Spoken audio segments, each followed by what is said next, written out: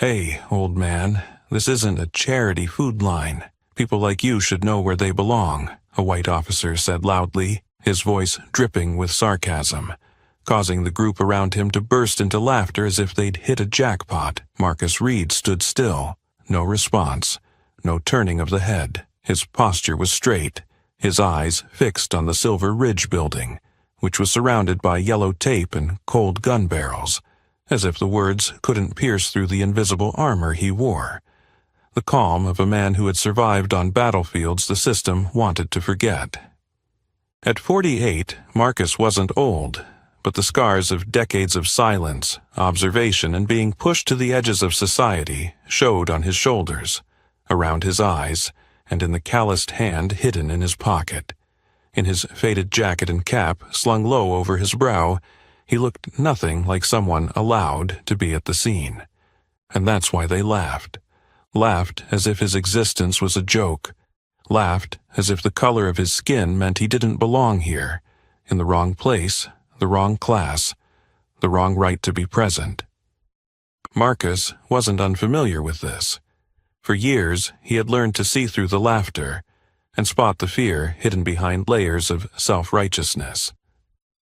A younger officer, tall, broad-shouldered, and in brand-new bulletproof gear, stepped forward with the irritated demeanor of someone assigned to clean up the mess during a shift. On his chest, his name was boldly printed, Lieutenant Brian Carter. Carter's voice was cold, dry. "Restricted area. You're not allowed here."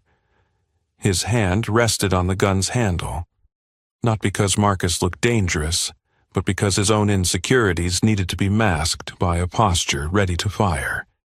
Marcus turned around, his voice low and calm enough to almost invite silence. "I live on the second floor, apartment 204. He nodded slightly towards the building, pointing without trembling, without hesitation. Carter looked up, then broke into a loud laugh as if he'd just heard a poorly executed parody song. "Yeah, and I'm Batman." He turned to his teammates, chin raised. "Someone tell Alfred I left the Batmobile behind." The whole group erupted into laughter. It was a laughter that stomped on the truth, a truth they weren't yet mature enough to recognize. No one asked his name. No one checked his residency records. No one looked closely into his eyes, the eyes of someone who had once determined artillery coordinates from the shadow of a cloud, analyzed wind direction just by watching a torn flag's movement, led a team of survivors through a minefield only by sensing the change in humidity in the grass beneath their feet. But here, in the heart of the city, in their eyes, he was just an old black man in worn-out clothes. And Carter, with the smug face of someone who believed his title was proof of his capability, wasn't the first, and certainly wouldn't be the last, to underestimate someone like Marcus. None of them knew that. It was Marcus who had spotted Simon Brooks, the suspect holding 3 hostages, loitering around the building 3 weeks ago. That he had smelled the chemicals 2 weeks ago, that he had informed the manager, that no one had done anything, and now they were about to walk into a trap he had seen long ago. But Marcus didn't shout. He didn't resist. He didn't plead. He simply took a step back, his eyes still locked on the building, as if he were reading an old plan written in blood and steel. He knew it was coming, and when it did, no one's gaze would ever pass over him like a shadow again. Marcus stood still as an officer approached, his face tense from the pressure of the scene, but his eyes filled with the same inherent suspicion.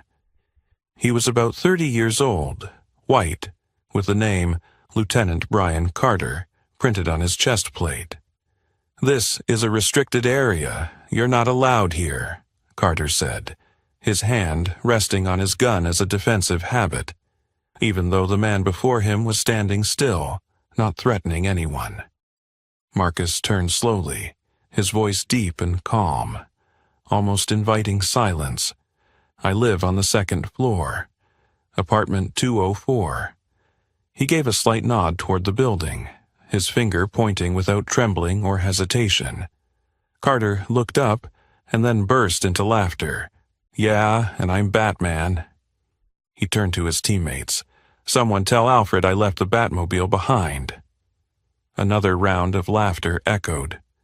No one asked his name. No one checked his residency records.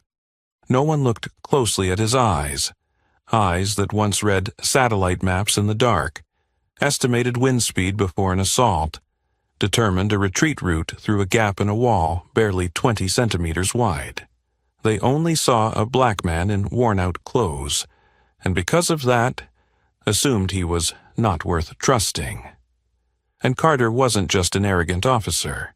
He was the epitome of a type of person within the system. Confident in his rank, in the process, in the weapons at his disposal, but blind to the experience that didn't come from a manual. He didn't know that a month ago, Marcus had seen Simon Brooks, the kidnap suspect, lurking in the hallway at 3 a.m., wearing a gray hoodie and carrying large black bags. Marcus had reported it to the building's security. "Probably just a delivery man. Don't worry, I'll check it out." No one checked. Then, 2 weeks ago, he smelled chemicals drifting from apartment 402. It was a faint scent, like freshly mixed epoxy, but something was off. Too clean, too uniform. He knocked on the door. No one answered. He reported it to management again, only to receive a half-hearted promise, "If you see anything else, report it again."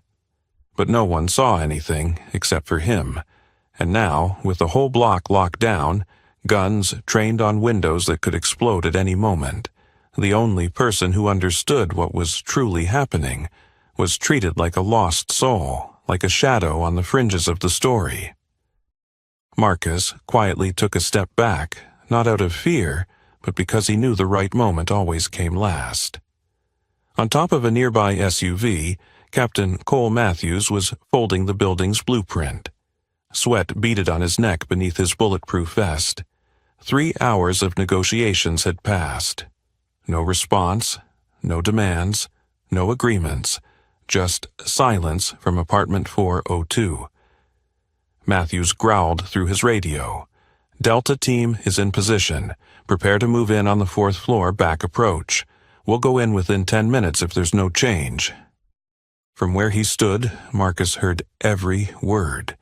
He took a slow breath, his eyes stopping at the corner of the 4th floor hallway, where the snipers were aimed at the main apartment, and he saw what no one else saw: a blind spot, a dead angle, a trap. He had seen this kind of setup in the Caracas 2006 operation, where a team of American soldiers lost their lives simply because they thought they controlled the entrance. Marcus closed his eyes with a steady breath. Carter's words still echoed in his ears. "Yeah, and I'm Batman." "No, you're not Batman. You're just someone who's never walked through the hell that I've lived through. And that hell, it's repeating itself. Right in the very building I once called home. If they rush in like this, they'll all die," Marcus Reed whispered to himself. His voice was low, nearly drowned out by the wind and static from the radio, but in his mind, every development on the scene was coming together as a map. Not a paper map, but a living map, beating with the rhythm of a warrior who had survived the line between life and death. The Silver Ridge building had 4 floors, with an old U-shaped corridor design. The main staircase was in the middle, with 2 back hallways behind. Apartment 402, the one where the kidnapper was holding 3 hostages, was at the end of the right hallway. It was a dead spot. Stand behind that door and rig an explosive, and the entire SWAT team would have no escape route. Captain Cole Matthews, the operations commander, stood next to the command vehicle with a tense gaze. His left hand held the radio, and his right hand clutched a cold, forgotten cup of coffee. On the hood of the truck, the building's blueprint was spread out, marked with several red circles. Entry points, sniper positions, priority breach angles. No response from the suspect in 3 hours. No food acceptance. No negotiations. Situation classified, highest threat level. The coordinator's voice came through the earpiece. Delta Team, get into position. Prepare to approach from the rooftop. Repeat, rooftop approach in 5 minutes if no new signals, Matthews ordered. Lieutenant Brian Carter stood beside him, still not taking his eyes off Marcus, the man he had just mocked. Still, Carter maintained his tough demeanor, as if waiting for the chance to prove that everything Marcus said was worthless. It's ridiculous to let him stand so close to the scene like that, Carter muttered. What if he's an accomplice? Matthews didn't answer right away. Though he shared a slight concern, it wasn't enough to take precedence in the tight situation they were facing. The entire team's fate hung on one correct or incorrect decision. Meanwhile, Marcus continued observing. He wasn't just watching the sniper positions. He was studying how they adjusted their rifles. Too narrow an angle, the way the sunlight reflected off the scopes. Easy to expose their positions. He noted the distance between the two support teams. Too far to provide backup if the situation shifted. These mistakes weren't from lack of skill. They were the result of too much training on models and too little real combat experience. And the most important thing, they were approaching from exactly the place Simon wanted them to. Simon Brooks, the suspect, 45 years old. Official records stated he served in the military before leaving due to personal reasons. But Marcus knew better. Personal reasons was a cold slash through the system's unwillingness to accept mental errors. Simon had been Special Forces. He once had sharp instincts and absolute loyalty, but he was also deeply vulnerable to betrayal. And he had been betrayed by his superiors, by his organization, and by the very person who trained him, Marcus Reed. Few knew of their connection. But Marcus had recognized Simon the first time he saw his back through the elevator door. Some things don't need light to be seen clearly. Some grudges don't need to be shouted to be heard. And Simon didn't choose apartment 402 by chance. He chose it because it had once been used as a training base for urban exercises during the Invisible City operation more than 2 decades ago. And Marcus had been the commander of that operation. The apartment had secret passages that only the original team knew about, a ventilation shaft connecting from 404, a technical passage running along the back hallway, and especially a section of hollow ceiling above the main door, perfect for rigging a drop charge. Marcus closed his eyes, exhaling slowly. A thin smile curled at his lips, not because he was happy, but because he knew he still had time. If the SWAT team rushed in from the roof, just as Matthews ordered, they would be led into a killing zone. Simon was waiting for them, and not just with guns. Marcus had smelled that chemical, the kind used to make liquid explosives, enough to turn an apartment into a compressed gas bomb. And if he was right, this wasn't just a kidnapping. It was a message. Simon wanted to be heard, or the whole building would blow up along with the past the system had tried to forget. Marcus opened his eyes, glanced toward Captain Matthews, then quickly eyed Carter, who was bracing himself as if waiting to catch him in a mistake.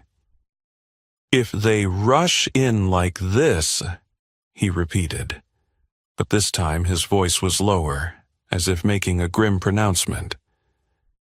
"They'll all die." And now the building was surrounded. Standing behind the police barricade, Marcus Reed squinted up at the window of apartment 402. Just weeks ago, it was those very eyes that had caught the shadow of a man in a gray hoodie quietly appearing at 2 a.m., gliding through the 4th-floor hallway like a venomous breeze. No footsteps, no glance at anyone. But for someone who had lived by survival skills and the ability to smell danger, Marcus knew this wasn't an ordinary resident. He came back the next night, and the next. Around 2:10 to 3 a.m., he'd show up carrying large black bags, the kind people use to carry military gear or medium-sized electronic equipment. Once, Marcus intentionally opened the door at the right moment. The man froze, said nothing, but didn't avoid him either.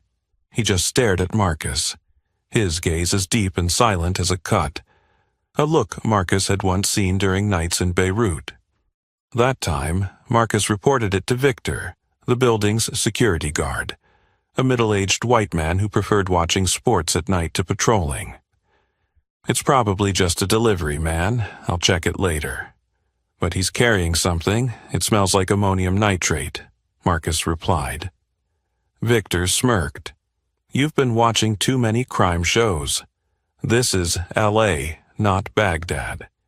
And then, later, never came. 2 weeks later, Marcus began to smell a stronger chemical scent wafting from the crack in apartment 402's door whenever he passed. It wasn't bleach or paint. It was a smell only those who've handled explosives could distinguish, a mixture of nitrates combined with motor oil, a slow-acting trigger. This time, he knocked on the door. No answer. The lights inside were dim. A stone-cold stillness covered the doorknob. Marcus turned and wrote a report by hand, personally handing it to the building management. A week later, he received a notification that they had checked and found nothing unusual. But he knew they hadn't entered the apartment. No one wanted to face trouble from a tenant with proper papers, especially when the person reporting was a black man, living alone and often dismissed as someone with a vivid imagination. No one asked Marcus why he recognized those signs. No one knew that he had once participated in NATO's chemical identification training, that he had been a bomb detection team leader in Fallujah, and that he could predict the exact location of a detonator from a faint stain on a wall. But here, in Los Angeles, in a neighborhood that had forgotten war, he was just an annoying neighbor with an old baseball cap and a vivid imagination. And now, as the SWAT team prepared for the raid, those overlooked details were creating a ticking bomb.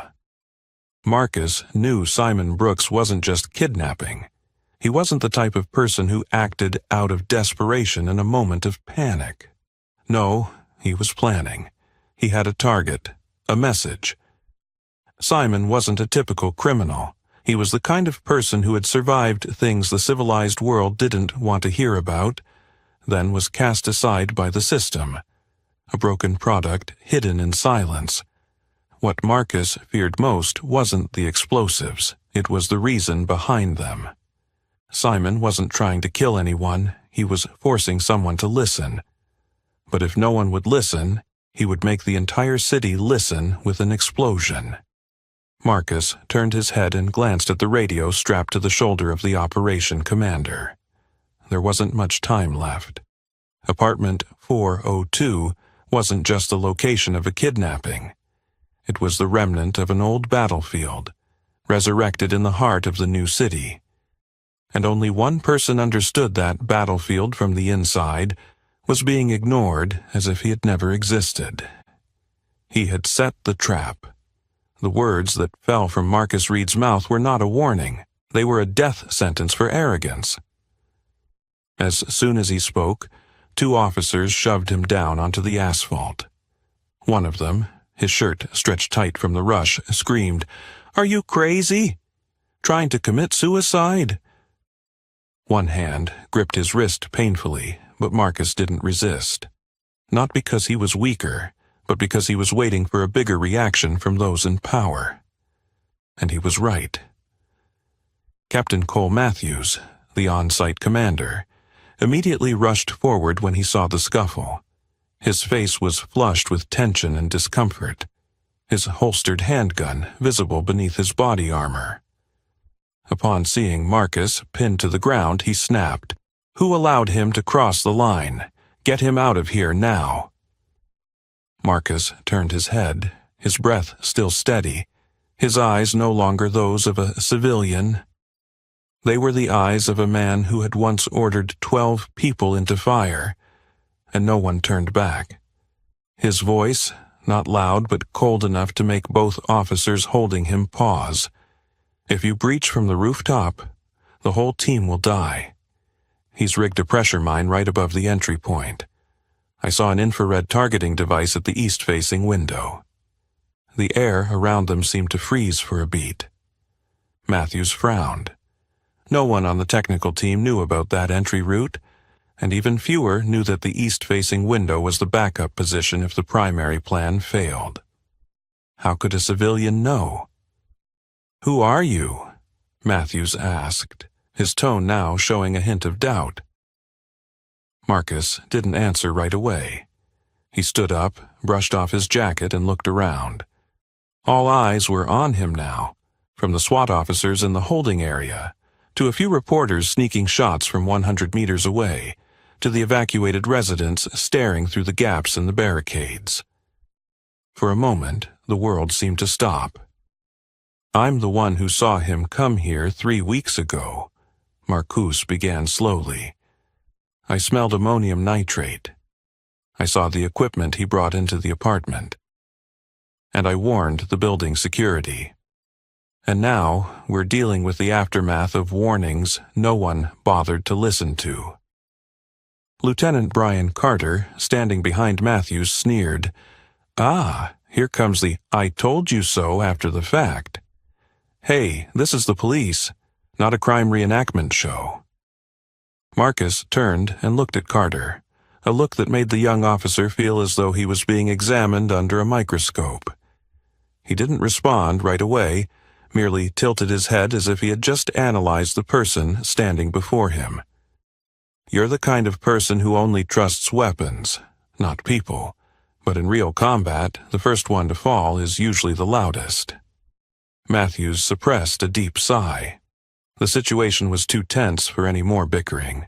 But what he didn't say aloud was that Marcus had just pinpointed the third location in the breach plan, the one only 3 people on the team knew. And more importantly, he said it with a voice that couldn't possibly be fabricated.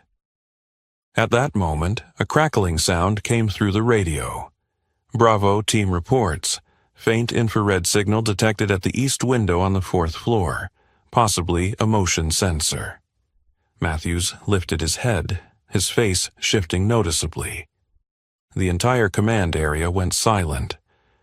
Carter whispered, "No way." But Marcus had known this before any sensors were found. He looked into Matthews' eyes and said something no one expected. "I'm not here to sabotage your operation. I'm here to save the lives of those your system is slowly forgetting." Matthews stared at him for a long time, a silence that lasted more than 10 seconds, which, in security work, was an eternity. Then he stepped back.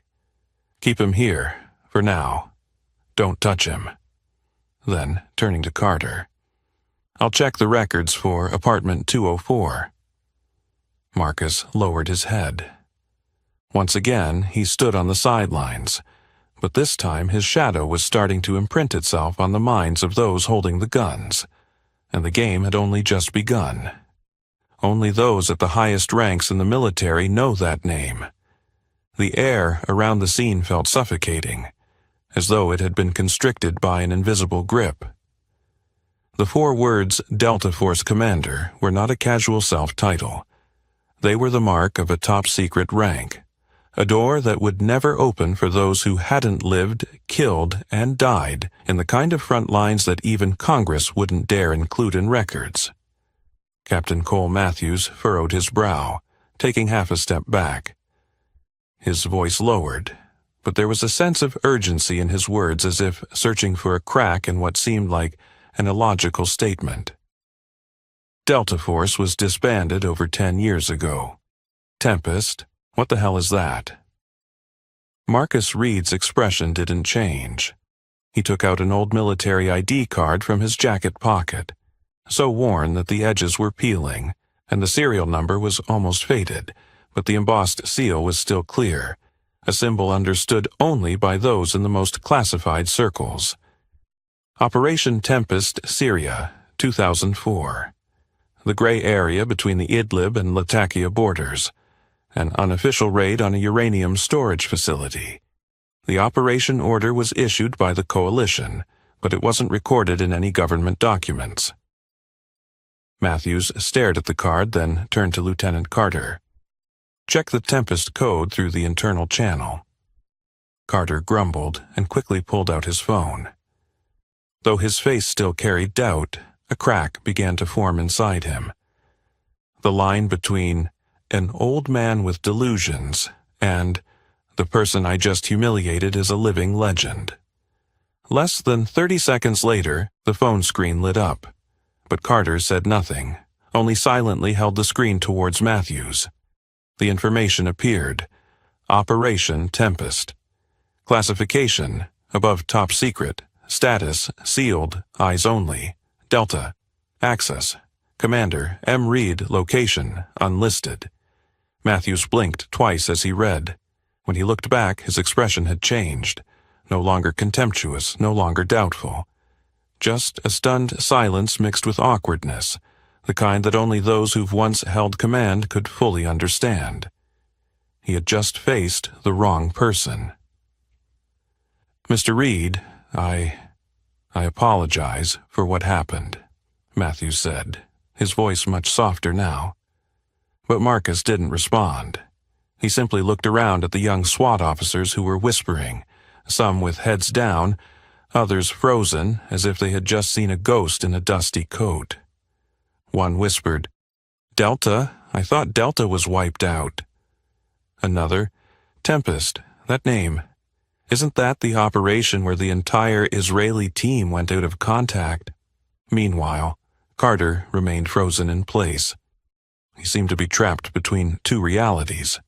One, the man he had just insulted and pinned to the ground, had once led a unit capable of shutting down an entire city in 3 hours. Two, he, a lieutenant, had suddenly become the joke of the moment. It can't be just because of a self-claim of being a special ops commander, he stammered, but even he didn't believe his own words anymore. Marcus turned toward him, his eyes sharp and controlled. "So, who do you think taught Simon Brooks to use pressure sensors? Who taught him to place mines through wall cracks without triggering heat sensors? And more importantly, who put him in a position where you couldn't even negotiate with him?" Carter fell silent. Sweat trickled down his neck, his hand instinctively gripping the radio. But he had no more words. No excuse that could negate what was unfolding before him, even as his pride screamed for denial. Matthews turned back to Marcus. "If you know how to handle this situation, I'm ready to hand over tactical command to you." Marcus remained calm as ever, but there was a flicker in his eyes, the old fire beginning to awaken. Not to take command, but to prevent a catastrophe they hadn't yet realized. He exhaled. "I don't need command. I need 20 minutes. And I need someone who knows how to listen." Matthews nodded. "Lieutenant Cruz will assist you. She's a negotiations specialist." As soon as that name was spoken, a voice came from behind the command line. "I'm listening, Commander." Rachel Cruz, the young Latina lieutenant, stepped forward. There was no fear in her eyes, only respect, the kind a true disciple holds for a mentor they once thought was a legend. Marcus looked at her, and for the first time during that tense afternoon, he nodded slightly. The game had truly begun. Marcus Reed was no ordinary man. As Lieutenant Rachel Cruz walked behind Marcus, the entire scene seemed to shift into another state. Not merely a civilian lockdown, but a high-level counterterrorism operation, one that had never been publicly announced. She didn't need to ask why he knew every corner of the building. every vent shaft, every tactical blind spot in apartment 402. Because every step Marcus took, unhurried, unpretentious, was as if he were walking back into his own old base. This apartment was once a training center, he said quietly, his eyes never leaving the eastern facade. 20 years ago, this building was used as camouflage for a program called Urban Shadow. I personally oversaw the installation of the original security system. Rachel stopped in her tracks. She had never heard of such a project. Camouflage? You mean a military facility hidden within a residential area? Marcus nodded. A test project, close quarters combat and urban assault training. The 4th floor was the practice area. I used apartment 402 myself to train Simon Brooks, the current kidnap suspect. Simon was not just a name in a file. He had been an exceptional student, a scout codenamed Echo Zero, famous for his ability to analyze spaces in seconds and set traps with crude materials. But after Beirut, after Operation Phantom Echo in 2006, he disappeared from the system. And as far as Marcus knew, disappearing meant quietly erased. He was my best student, Marcus admitted, his voice tinged with bitterness. But after a mission in Dahie, he started to panic, saw things no one else saw, heard voices no one else heard. Back then, we didn't have a clear concept of PTSD. The system simply erased his name. Rachel nodded, half sighing. So, he came back to the place that once belonged to him, Marcus emphasized, not for revenge, but to be heard in an extreme way. He pointed at the building's exterior. The left window on the 4th floor, the vent. Behind that wall is an empty cavity. I used it to simulate a dead space. It's not in the civilian blueprints. He could have placed explosives there, or hide in it, or set a trap, anything. And the intruders wouldn't know they were being watched from within the walls. On the other side, Lieutenant Carter observed from afar through binoculars. He stood still, listening to every report, every gesture from Marcus. With every second that passed, his face grew more tense, more overwhelmed by the feeling that he had made a huge mistake. But his officer ego, accustomed to power, found it hard to accept being sidelined. He turned to Matthews, whispering, "I don't believe everything he's saying.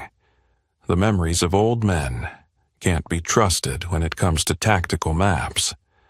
"This isn't memory, this is training," Matthews replied flatly. "And he's not old, he's a former Delta commander." Carter squinted, then blurted out, "Maybe he was someone important. But that was 20 years ago. Intelligence today doesn't work like it did in Iraq or Kosovo. Infiltration techniques, sensor systems, response models, all that has changed." Matthews looked at him coldly. "The only thing that hasn't changed, humans. And arrogance." "What do you mean?" "I'm talking about you, Carter."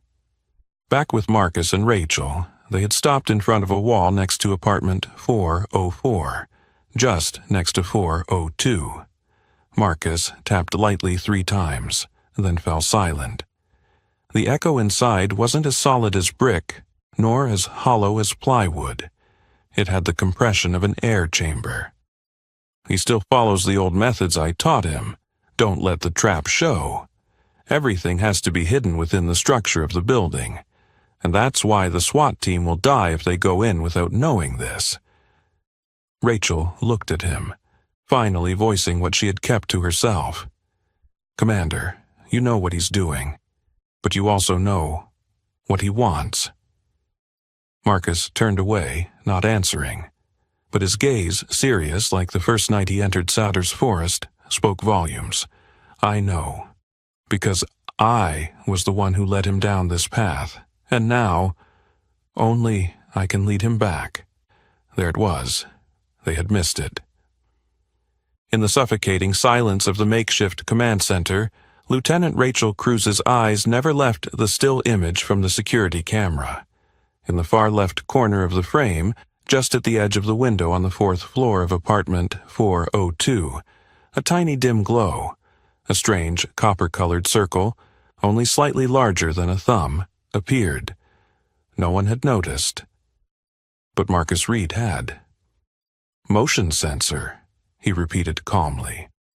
A common type from the 2010s, often assembled manually from civilian components. But if you know how to upgrade it, it can link to a detonator via RF waves within a 10-meter radius. This type won't respond to heat, but will detonate if there's quick movement from any direction. Cruz turned to the technical team. "Please check the RF signal around the 4th floor." The technician nodded awkwardly and quickly began working. Within seconds, 3 RF signals appeared on the screen, originating from 3 different locations inside the apartment. Not just one. Simon Brooks had planted at least 3 sensor-triggered explosives. Cruz stood motionless, turning to Marcus. "How did you know he was using that type?" "Because I taught him," Marcus replied, eyes still fixed on the screen. From a distance, Lieutenant Brian Carter entered the command center with a clearly uncomfortable expression. He had heard everything over the radio. He couldn't believe that the man he had once called an old, delusional black man was now the one in charge, listened to by the entire SWAT team. And he couldn't accept that. So, we're supposed to trust an old black guy who claims to have commanded a special forces unit? Ridiculous, he snapped, loud enough for everyone to hear. Everyone froze for a moment. The air thickened, not because of the offense, but because the tone revealed the deepest core of contempt. It wasn't just about the rank, it was about the color of the skin, the prejudice, the belief that someone like Marcus Reed, in Carter's eyes, could never rise above. Cruz immediately stepped forward, positioning herself between Carter and Marcus, her voice firm like steel cutting through iron. "Lieutenant, if you make any more discriminatory comments, I will recommend you be temporarily relieved of command here." Carter froze, his eyes darting around. He saw the looks, the SWAT team, the technicians, even Matthews, all no longer standing with him. "I just raised a concern," he stammered. "What if he's lying?" Marcus remained still. No need to look at Carter, no need for a rebuttal. He simply pulled an old tablet from his jacket pocket, one that didn't connect to the internet, used solely for analyzing static images. He pulled up the video from the infrared camera at 3 a.m. 3 nights ago. Apartment 402. A shadow, a small dot flickering on the window's edge. He used 2 fingers to zoom in on the image. Enlarged. Stopped at the exact frame needed. Then he turned to Cruz, never once looking at Carter, and simply said, "Here." On the screen, the motion sensor attached to the window frame became clear. Just the type he had described. You could even see the thin wire leading back, connecting directly to the shadow of a wall. Rachel Cruz stared at the image.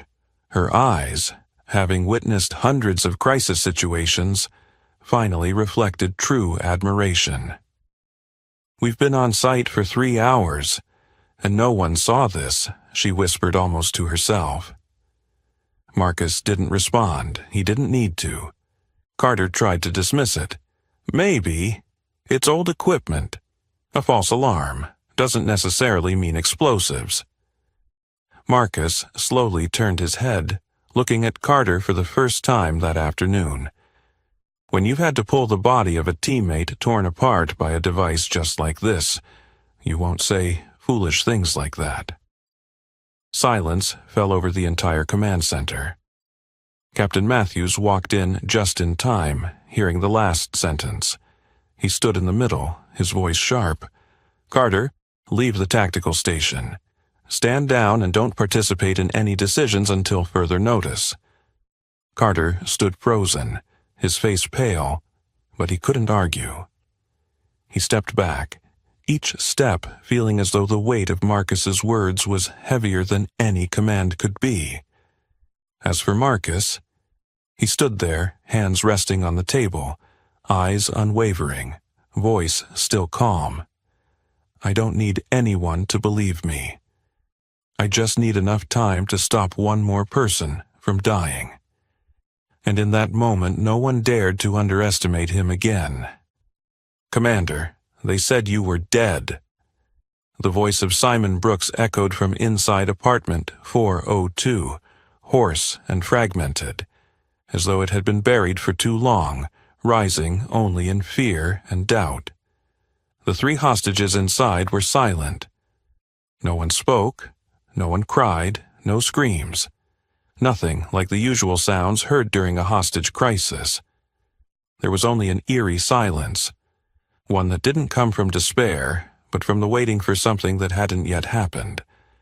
Inside the command center, the handheld radio emitted an unexpected transmission. The suspect wants to speak, but he only wants to speak to one person. Who? The name repeated 3 times, Marcus Reed. Matthews immediately turned to face Marcus, his gaze now completely free of doubt. He knows your name, and according to him, you're the only one he trusts not to set him up.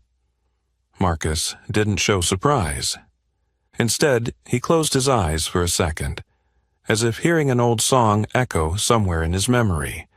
When he opened his eyes, he nodded, "Connect to the speaker."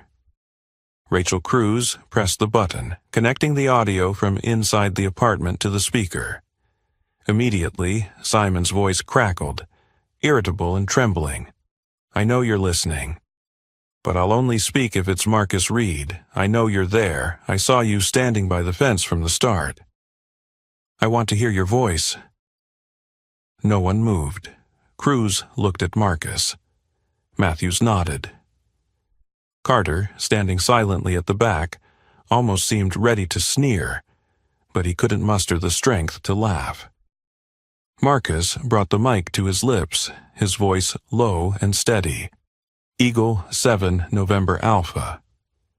A dead silence followed, then the sound of a lock clicking open.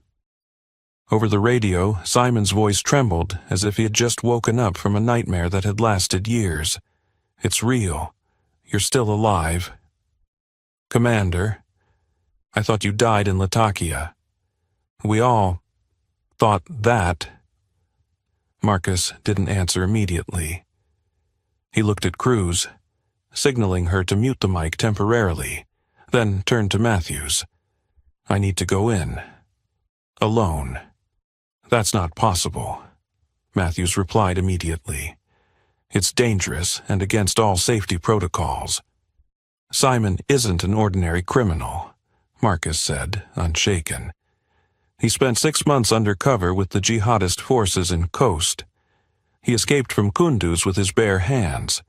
He doesn't trust strangers. He doesn't respond to standard negotiations. I know, because I trained him to do all of that." Matthews fell silent.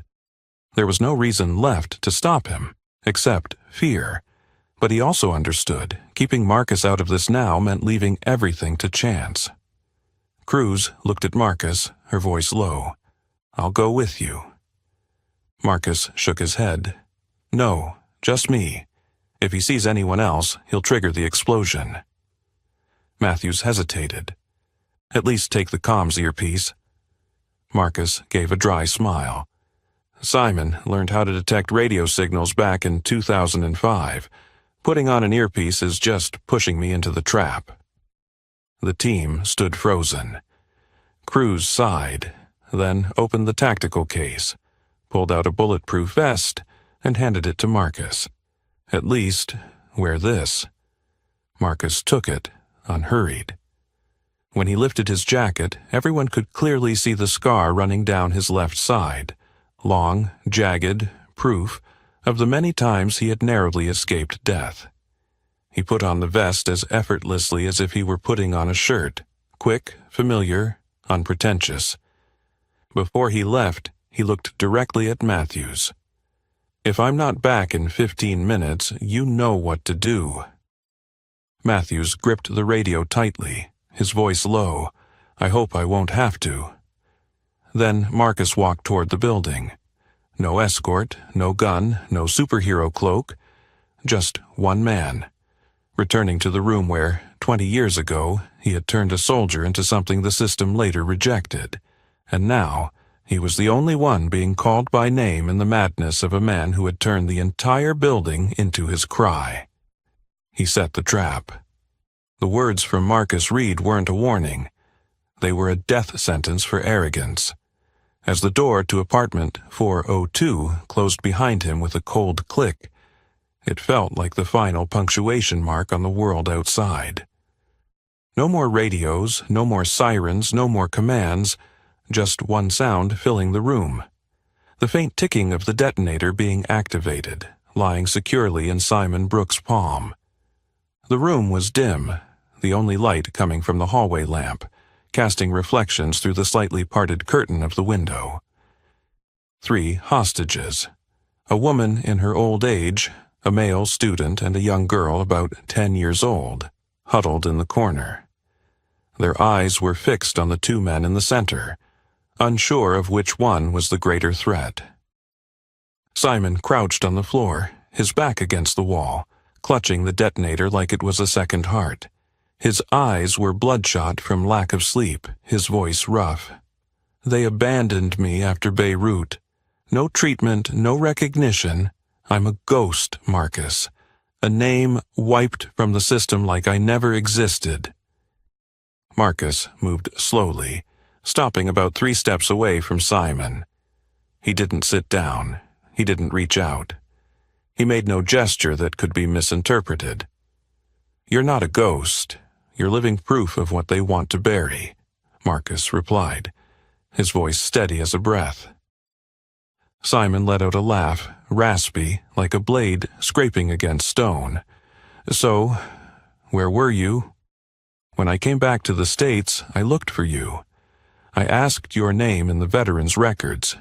It wasn't there. I knocked on the door at Fort Bragg. They told me, 'Marcus Reed, no one by that name ever existed.'" Marcus didn't change his expression, but Cruz had been right. He didn't just know what Simon wanted. He knew who Simon was, and he knew, in that crazed look, there was still a piece of trust left, barely alive. "I was erased at the same time as you. The only difference is I accepted silence. You didn't." Simon blinked slowly. "So, you're here to silence me?" "No." "Or are you part of the evidence cleanup operation?" "I'm here because I taught you how to survive in the midst of fire, but I forgot to teach you how to survive after coming back." Simon fell silent. His eyes stared into an empty space that didn't exist. Then he shook his head softly. "I thought you died in that battle. They said the base was shelled. Everyone went missing. I survived. But maybe only the body, the soul didn't." Both of them were silent. The tension in the room dropped, not disappeared, but became a cold silence, where 2 old soldiers stood at opposite ends of the battlefield, yet both gazing at a crack from the past. Marcus glanced over. The hostages were not bound. A strange detail, but very much Simon. He wasn't the type to hurt others. He just needed someone to listen to him. And if no one listened, he'd make the whole world listen through smoke and fire. Marcus took another step, slow as pulling a shard of glass from a bleeding wound. "Simon, if you want them to listen, let them see that you're still human. Don't let them call you a terrorist. Don't give them an excuse to bury you again." Simon raised his head. "I have nothing left to lose." Marcus paused. Then he spoke. "You still have one thing." "What?" "The choice of how to end your story." Outside, the radio from the command center crackled with chaotic sounds. Matthews was discussing with Cruz. Carter stood beside, furious. We're betting the entire building on a man who once trained a terrorist. We're betting the only chance to save 3 people who you're too insensitive to see were never harmed by Simon," Cruz responded firmly. Inside, Simon lowered his head, gripping the device tightly. His knuckles were white. Marcus knew. This was a moment of life and death. No one, not even those in command, could do anything. Only him. And the memory, and the things that had never been said. Marcus stepped forward, kneeling to Simon's level. "Do you remember the first lesson I taught you? In every suicide mission." Simon blinked, whispering, "Always leave a way out." "That's right," Marcus nodded, his eyes never leaving Simon's hand. "The trap set for the world cannot be the trap that imprisons oneself." A tear, whether from anger, pain, or regret, fell into Simon's palm. Slowly, he let the detonator drop to the floor. Marcus acted in just 3 seconds, disarming, taking the detonator, subduing him without firing a shot. Outside the Silver Ridge building, tension escalated with each beat of the command team's pulse. From the makeshift tactical area under the shadow of an armored vehicle, Lieutenant Brian Carter, his face flushed with wounded pride, suddenly grabbed the radio. "Enough! There's no more time to waste on Cold War sob stories. Our people are at risk because of a madman and a retired commander without a license." Captain Matthews turned, his brow furrowing. "Lieutenant Carter, this is not the time to—" But Carter pressed the transmit button. "SWAT Alpha, this is Carter. Confirmed negotiations have failed. Begin immediate rooftop entry. Use priority assault tactics. Repeat. Cancel the order," Cruz shouted, cutting through the radio transmission. 7 minutes left. The people inside are still safe. But the SWAT team, trained under a linear command structure, began to move. The rifle barrels shifted direction. Hands hovered over triggers. Inside the apartment, Marcus Reed felt something shift. The air. The heavy thud of footsteps growing nearer from above. And most importantly, the look in Simon Brooks' eyes, which suddenly snapped toward the window. Just a split second. A reflexive jolt of instinct. Marcus seized that moment like a tiger leaping from the jungle. "Simon," he whispered, his voice low enough to barely cut through the air. "You've forgotten what you were taught." Simon turned sharply, his old instincts not yet dulled. "What?" Marcus growled each word. "Always check the blind spot." At that moment, his left hand swept diagonally, locking around Simon's wrist, holding the detonator, twisting it back using the Viper lock technique once taught in Delta Force. Click. The sound of the detonator dropping to the floor rang out like a hammer, striking the spine of the entire room. Simon screamed, but not from pain. It was too late. He didn't understand how Marcus, the man he thought was old, his reflexes faded, could act so quickly, so precisely, so coldly, like the dark operatives from years ago. In 3 seconds, Marcus took Simon to the floor, kneeled against his shoulder blade, one hand locking his wrist, the other yanking the RF transmission device from Simon's belt. "How many?" Marcus demanded sharply. Simon gasped. Three auxiliary activation units, one at the window, one in the bathroom, one in the ventilation duct. Marcus scanned the room, quickly taking in the positions. Then he pulled a small square gray-silver device from his inner jacket pocket, the old-school personal signal jammer, the Omega Disruptor, a tool only tactical commanders were equipped with. One press. The red light flickered on. All RF devices within a 10-meter radius were instantly disabled. Just then, the radio in Matthew's ear crackled with urgent transmissions. Sensor signal lost. All external devices disabled in the target apartment. Cease the assault. Stand down. But it was too late. Lieutenant Carter, defying the cancellation order, had already commanded the team to enter through the rooftop. As 3 SWAT members opened the skylight, they heard the shout, "Cancel! Cancel the whole thing! Someone's inside!" Footsteps stopped. At the same time, a voice echoed through the entire command system. "Black Lamb, abort immediately. Explosives." The phrase wasn't accompanied by a tactical frequency. It didn't come from anyone on the SWAT team. But it froze everyone in their tracks. Black Lamb was the national emergency code, used only by Delta Force commanders in situations involving chemical explosions or high-level weaponry, level 7 and above. Only 23 people in the country had the authority to issue it. And now, Marcus Reed, a regular old black guy they had once mocked, had just used it. Matthews looked at Carter. "Do you know what that means?" Carter fell silent, not a word. Matthews brought the radio to his mouth. "Confirm, Black Lamb. Cease all attacks. Hold position." Apartment 402, at that moment, was still quiet. Simon Brooks lay on the floor, securely restrained, his face drenched in sweat. The hostages whispered prayers, while Marcus, without saying a word, gently touched the earpiece he had never activated from the start. He only used his voice, and his voice was strong enough to make the whole system freeze.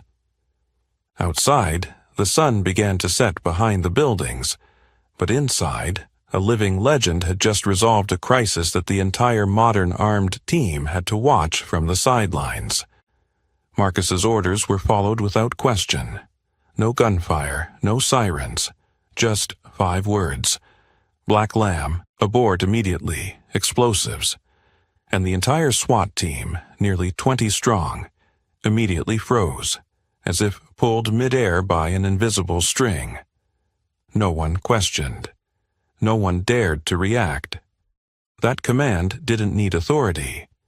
It carried within it a military system designed to listen and execute without delay. Only those who had held the highest ranks in Delta Force, Marine Recon, or CIA Shadow Command were authorized to issue the Black Lamb Code. And Marcus Reed, the old lost black guy they had mocked just an hour ago, had now made the entire elite team stop breathing with just his voice. Lieutenant Brian Carter, standing in the command center, pale-faced. He looked around, as if hoping someone would confirm this was all a trick. But no, every technical officer was checking the code, their gazes shifting from confusion to utter awe. He can't have that authority, right? Carter stammered, almost losing his voice. But Captain Cole Matthews didn't respond to him. Instead, he raised his hand to the earpiece, issuing a command to the military data center. "Confirm the Black Lamb code just issued. Code identifier MR019, Delta Alpha class." Just seconds later, a female officer's voice came through the system. "Code confirmation valid, issued by Marcus Reed. Command, Delta Force/Command Tactical, full clearance." Matthews lowered his hand. The entire command center was enveloped in silence. No one doubted anymore. Marcus Reed was the one the system had once tried to forget, and now he was the only one with the authority to decide the fate of the entire area. Inside apartment 402, Marcus was securing the final hand of the sensor device into safe mode. Simon Brooks, still lying face down on the floor, no longer resisted. In his eyes, there was no longer anger, only a silent shame. "I don't want to kill anyone," he said softly. "I just want them to admit they abandoned me." Marcus didn't look at him. He was checking each wire, each activation battery. "And if you kill them, they'll call you a terrorist. Your record will be sealed forever, and I won't be able to help you anymore."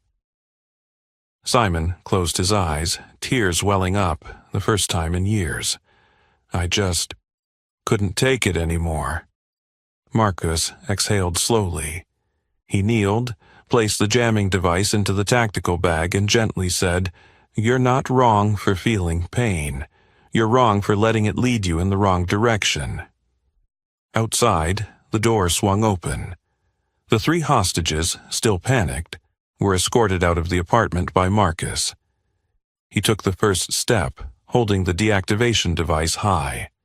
Behind him was Simon Brooks, now unarmed, no longer angry, only empty, like someone who had just cast off the burden he'd carried for 2 decades. Each of their steps echoed through the long, silent corridor. Then they appeared before the whole team, a scene so surreal that no one could speak. A black man, who had once been dragged to the ground as a troublemaker, was now leading a group of people who had just been saved. And behind him was the very man who had once been considered a national threat. No applause, no cheers, only silence, absolute, respectful silence. Matthews walked toward them, along with Cruz and a few medical officers. He took the detonator device and the notebook from Marcus's hands. His eyes were still wide with astonishment. Marcus glanced at the 3 hostages being placed on stretchers. None of them were hurt. One of the girls suddenly looked up at him. "Who are you?" Marcus bent down, gently placing a hand on her shoulder. "I'm just the one who knew the way out when everyone thought there was no way." Carter stood frozen in the distance, not approaching. He wanted to turn away, but couldn't tear his eyes from the scene. The SWAT team, those who had once laughed when hearing Marcus's name, now stood at attention, not following any command, but an instinct. Respect. They didn't call him Mr. Reed, not Sir, not Commander. They only whispered one word: Black Lamb. A code name, a reminder that sometimes the one the system rejects is the only one capable of saving it from its own mistakes. Marcus didn't need to yell to be heard. He only needed to say 5 words, and the entire world had to go silent. The next morning, as the sun broke through the busy streets of Los Angeles, the image of the black man in a faded khaki coat leading 3 hostages out of the scene, with no shots fired, flooded the digital news outlets and social media. No hashtags, no media campaign. The story spread on its own like an underground wave tearing apart the mask of so-called professional training. Everyone saw the first video when Marcus was pinned to the ground, mocked, and treated with contempt by Officer Carter like a lost homeless man. They also saw the second video, when the SWAT officers equipped with advanced weaponry and bulletproof vests stood at attention like trainees before a man without a nameplate, without a rank. Yet every word he spoke made the entire tactical system stop in its tracks. And then came the third video. Marcus slowly walking through the crowd, his hand resting on a young girl hostage's shoulder, with Simon Brooks in handcuffs behind him, head bowed like a shadow being dragged back to the ground. At the city police department, Lieutenant Brian Carter was called into the disciplinary office that same morning. In front of him was a color photo from the press. Him holding Marcus down, with 3 other officers laughing in the background. The head of Human Resources placed the investigation report on the desk. Preliminary findings: abuse of power, lack of field assessment, discriminatory remarks, and endangerment of civilian lives. Immediate suspension effective. Retain salary but strip of command authority and decision-making at all levels. Carter didn't argue. He didn't protest. He only lowered his head, the first time realizing that the power he had clung to had never really belonged to him. Elsewhere, Marcus Reed sat on the wooden bench outside a small community center in the East Side, where he had lived quietly for nearly a decade. He held a steaming cup of coffee. No reporters, no cameras, no one asking for autographs. He didn't need any of that. On the small table beside him was an old phone. Not a smartphone, no large screen. But that morning it buzzed continuously. Messages from officers, from veteran organizations, from those who had been rejected by the system. One came from an unexpected source, the director of the National Security Agency. We need to talk, not just about Simon Brooks, but about people like you. A week later, Simon Brooks didn't go to court as a criminal. After a psychiatric evaluation and his military records restored from the frozen system, he was placed in the abandoned Warrior Recovery Program, proposed and managed by Marcus himself. The press called it a turning point in humanitarianism. Marcus only said, "I'm just fixing what they shouldn't have allowed to go wrong in the first place." A month later, the Los Angeles Police Department rolled out the Unbiased Observation and Analysis Protocol, a new training program called the WRITE Protocol: Wisdom, Respect, Integrity, Tactics, Empathy. The name was an acronym from Marcus's statement in the final report. Respect is not a rank. The program was implemented at more than 17 police academies nationwide. In the introduction, the first image shown wasn't the arrest footage, nor SWAT images, but a short clip. Marcus Reed, stepping out of the thin smoke, his hand on a young girl's shoulder, with the former terrorist, now unarmed, walking behind. No gunshots, no bodies, no insults, just a silence filled with weight. Something no textbook can teach. Something no tactical plan can calculate. Something only people like Marcus carry with them. From places where titles no longer matter but principles still must be upheld.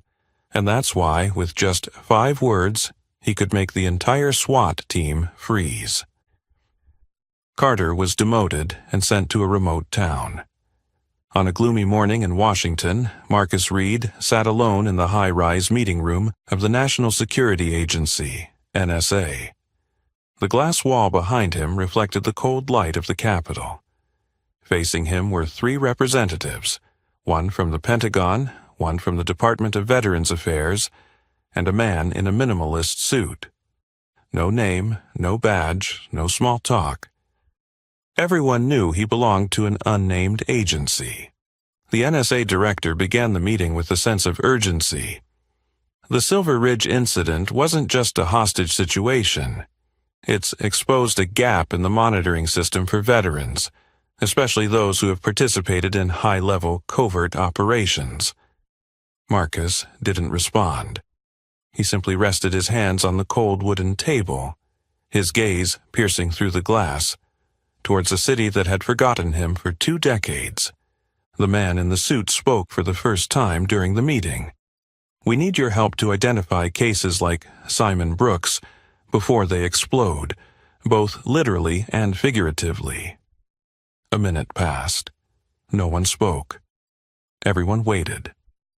Finally, Marcus spoke. His voice was clear, as sharp as the sound of a hammer striking the table. "I'll help, but on one condition." His voice made the room go still. "Not a test program, not a flagged project. I want an official recovery and reintegration program, properly funded, with access to top-secret data and independently monitored." The NSA director raised an eyebrow. "The cost of such a program will be considerable." Marcus nodded. "Yes, but the cost of silence is greater." No one could argue with that. 3 months later, the Tempest program was officially established. Its headquarters was in an old building converted in downtown D.C., once a military logistics warehouse from the Cold War era. The sign in front simply read, "Tempest Veterans, Recovery and Reintegration Initiative Director, Marcus Reed."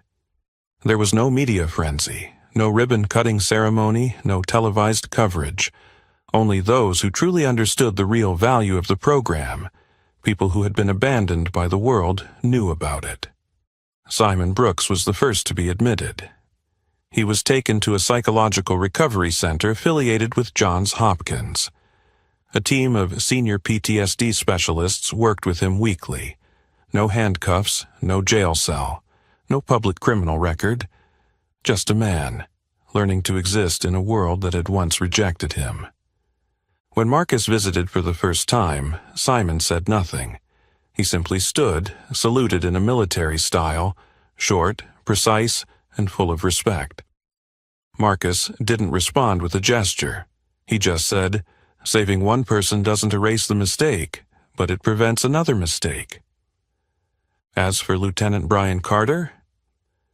A week after the internal hearing, the disciplinary board issued its final decision. Demoted to an administrative officer, stripped of field access, reassigned to Timber Ridge, Montana, to work in a human resources data storage branch. A place without SWAT teams. No active scenes, no one to give orders. In the disciplinary letter there was a short line. Failure to assess situations with special elements and conduct biased actions during duty. Many called it a light sentence. But for Carter, the man who had once dreamed of being the SWAT team leader for the whole state, it was a life sentence. Marcus Reed didn't seek revenge. He didn't gloat. He simply returned to his office at Tempest each morning, where walls were adorned with maps of buried operations, and where files once stamped classified at destroy after reading were being restored, page by page, line by line.